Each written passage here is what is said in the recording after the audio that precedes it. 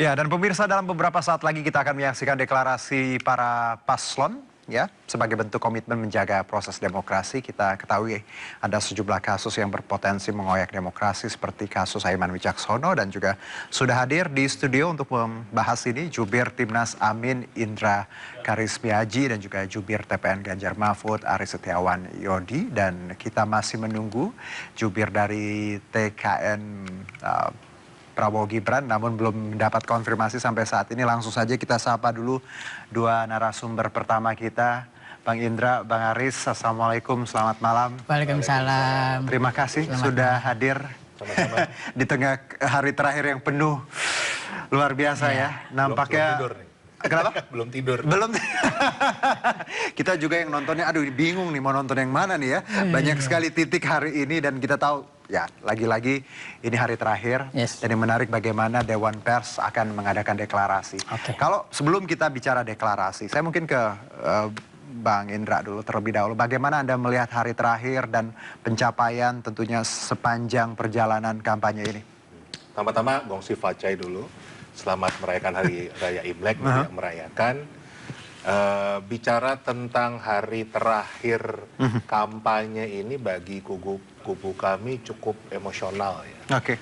Kenapa? Karena perjalanan kami terus terang bukan perjalanan yang mudah. Baik. Orang banyak sekali menyangka kapal ini nggak berlayar. Ya kan? Begitu banyak penjagalan yang dilakukan. Tapi akhirnya kami sampai ke hari terakhir kampanye, ditutup dengan sebuah kampanye akbar yang luar biasa di baliho yang milik kami terbesar. JIS itu kan baliho kami yang terbesar nih. Karena kami nggak punya logistik untuk bikin banyak baliho, punyanya balihonya JIS. Dan penuh sekali. Saya sendiri nggak bisa masuk karena kebetulan pagi dapat tugas di TV. Jadi saya harus jalan kurang lebih 4 km, nyampe JIS-nya orang itu udah penuh di luar. Jadi nggak mungkin ya, masuk. mau pakai ID card sebagai timnas juga nggak bisa masuk, percuma juga. Susah ya. Jadi ya cuma nonton lewat videotron aja, tapi luar biasa sekali. Dan menariknya ada dapur-dapur umum yang dibuat oleh pendukung kami ini seperti yang dibuat oleh warga Kampung Bayam, warga Tanah Merah, yang kita tahu mereka sendiri kesulitan kan gitu dalam kehidupan sehari-harinya. Jadi di sini menunjukkan kalau pendukung kami, kubu kami ini nggak bisa dibayar pakai bansos. Kita nggak bisa diintimidasi. Ya. Sebelum saya ke Bang Aris, kita lihat dulu ya kondisi terkini di Dewan Pers. Ini terkait deklarasi kebebasan pers yang akan dihadiri oleh paslon masing-masing ya. Dan saat ini dari informasi yang kami dapat, jadi Pak Anies Baswedan yang hadir di gedung Dewan Pers. Dan tentunya kita tahu bahwa acara ini semangatnya adalah bagaimana salah satu pilar demokrasi yaitu kebebasan pers tetap dijaga masing-masing paslon. Dan tentunya menjamin bagaimana pers, jurnalis, dan media bisa menjadi penyeimbang demokrasi nantinya ke depan, siapapun pemimpinnya. Dan yang menarik bahwa ketika kita bicara hari ini, pemirsa, sebenarnya agenda hari ini semestinya dilakukan pada tanggal 7 Februari lalu, yaitu hari Rabu. Namun karena beberapa paslon berhalangan untuk di hari-hari itu, karena kita tahu dinamikanya luar biasa minggu ini, hari terakhir ya, atau minggu terakhir. Nah ini kita lihat bersama Pak Anies tiba, tentunya setelah melaksanakan kampanye akbar yang luar biasa tadi pagi di Jakarta International Stadium yang dihadiri ratusan ribu massa pendukung. Baik, kita kembali lagi bersama masing-masing jubir. Tapi sebelumnya nampaknya Pak Anies akan memberikan sedikit pernyataan terkait pemilu dan tentunya hari ini deklarasi kebebasan pers. Ada rekan kami nampaknya di sana sudah ada. Kira-kira apakah beliau akan sedikit berbicara? Kita tunggu sebentar. Halo. Baik, nampaknya silakan. Pak Anies, ya. Pak Anies, gimana tadi kampanye akbar ya. Tapi tetap masih fit ya Pak Anies ya? Masih. Ya. Masih. Ini Baik. Bu Ferry nih, di Ya. sini. Oh, Bu Ferry mau didampingin, silakan. Halo Ibu, sehat, silakan Ibu. Ya, di sebelah Pak Anies boleh.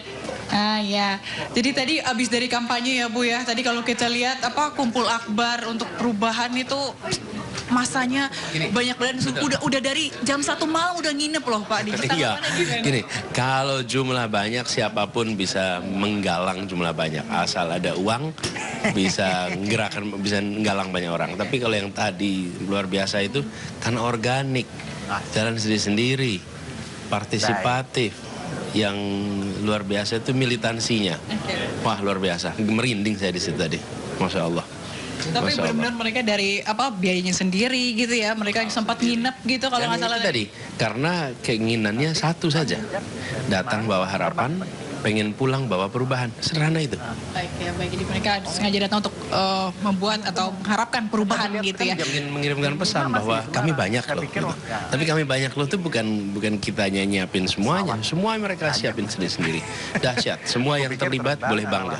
Jam 7 kan. Pak, ini kan di hari terakhir gitu ya kampanye masa tenang sebelum tanggal 14 pencoblosan. Pak Anies bakal ngapain nih? Karena udah kampanye berbulan-bulan keluar kota, pergi pagi pulang malam pagi lagi gitu ya Bu ya. Apa yang akan Anda lakukan begitu di masa tenang ini? Mungkin mau menghabiskan waktu bersama keluarga? Oh, kalau masa tenang nanti ada beberapa. Ya kita tentu satu sama keluarga, tapi yang tidak kalah penting juga untuk persiapan tanggal 14 besok. Ini belum masanya kita santai-santai kok. Jadi belum saatnya kita beristirahat. Kita masih terus menyiapkan karena saat terpentingnya itu bukan pada saat di JIS tadi. Saat terpentingnya itu pada saat coblosan tanggal 14 besok. Jadi kita akan ketemu dengan tim hukum, bicara dengan saksi, bicara dengan semuanya yang menyiapkan untuk tanggal 14 besok. Jadi walaupun tidak ada kegiatan kampanye, tapi kami belum bersantai-santai.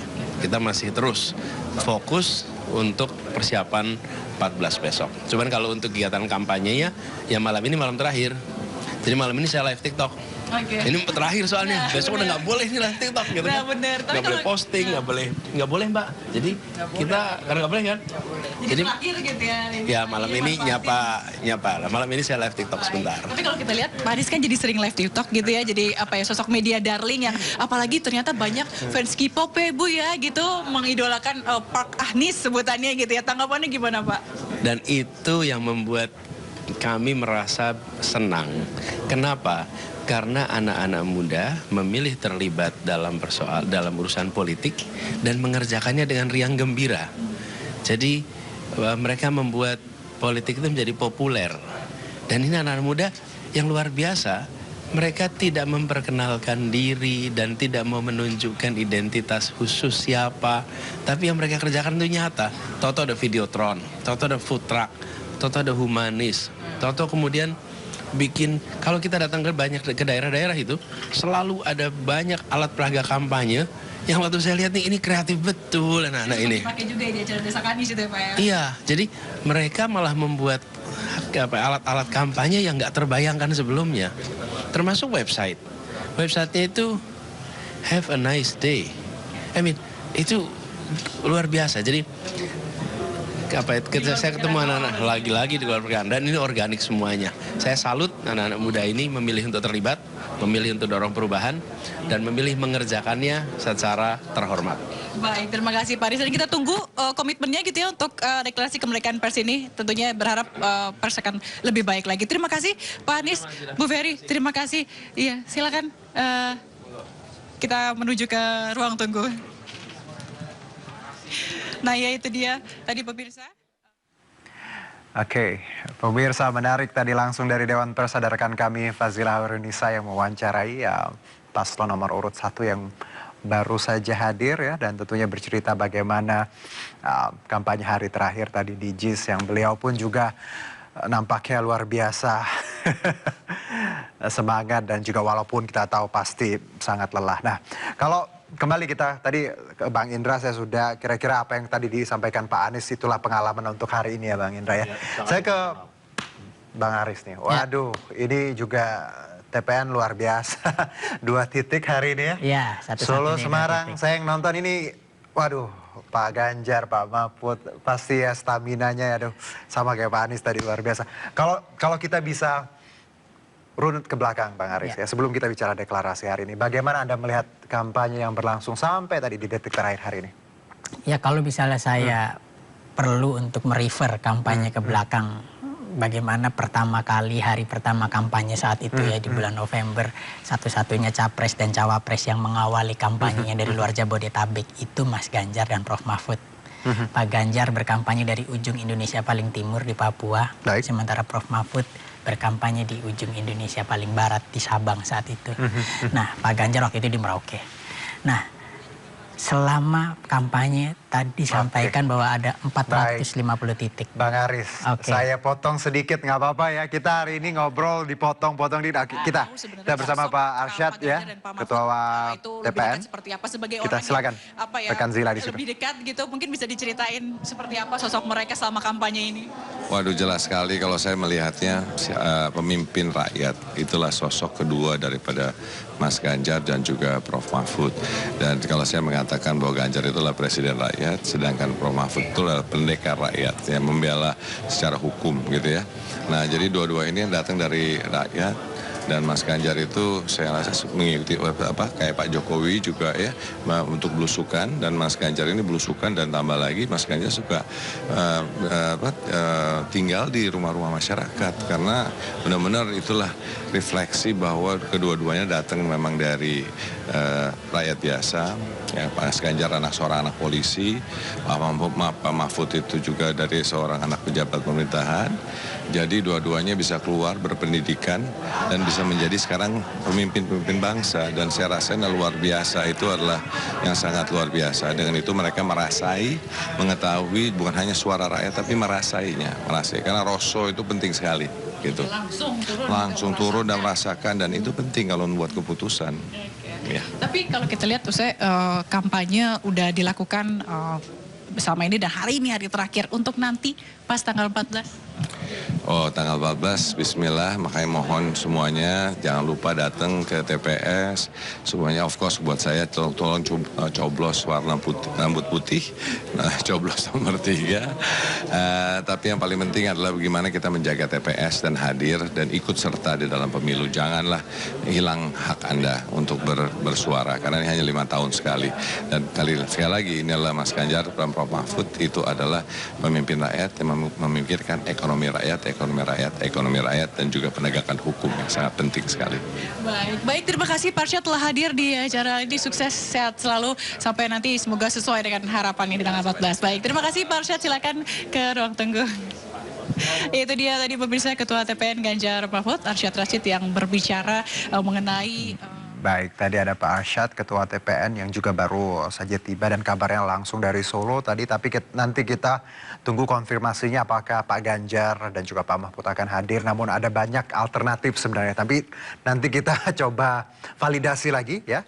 Kita kembali ke TPN. Bang Aris, bahwa tadi Anda menyebutkan bahwa perjuangan yang luar biasa dari hari pertama sampai sekarang. Boleh diteruskan atau ditambahkan? Baik ya, tadi sudah saya sampaikan bahwa Pak Ganjar, Pak Mahfud itu satu-satunya yang memulai kampanye dari luar Jabodetabek. Pak Ganjar dari Merauke, Prof Mahfud dari Sabang. Ya, jadi itu memang dari ujung ke ujung. Yang arti meaningnya adalah bahwa tidak akan ada yang ditinggal, tidak aja ada yang dianaktirikan dalam pembangunan ke depan jika Pak Ganjar dan Prof Mahfud menang gitu.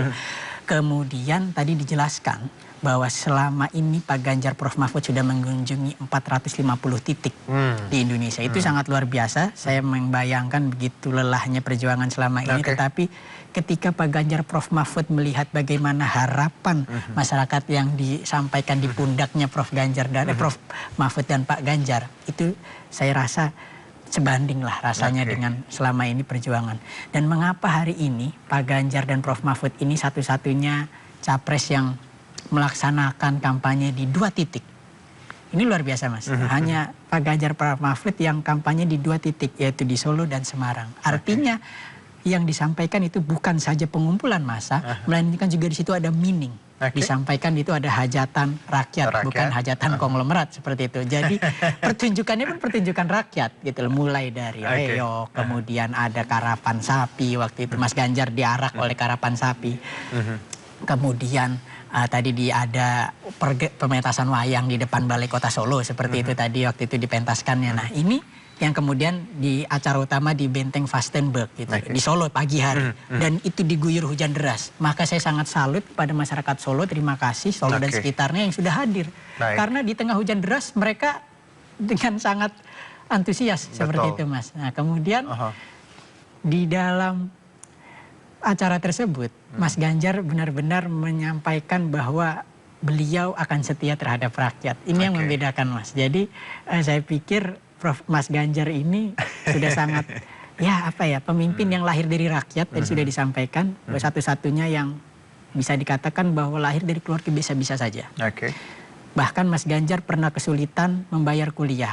Saat itu sampai harus cuti karena tidak bisa mampu membayar kuliah. Maka dari itu baik Pak Ganjar dan Prof Mahfud visi misinya ini sangat mencerminkan kebutuhan rakyat. Ya, jadi mulai dari satu keluarga miskin satu sarjana, penciptaan 17 juta lapangan pekerjaan dan sebagainya itu.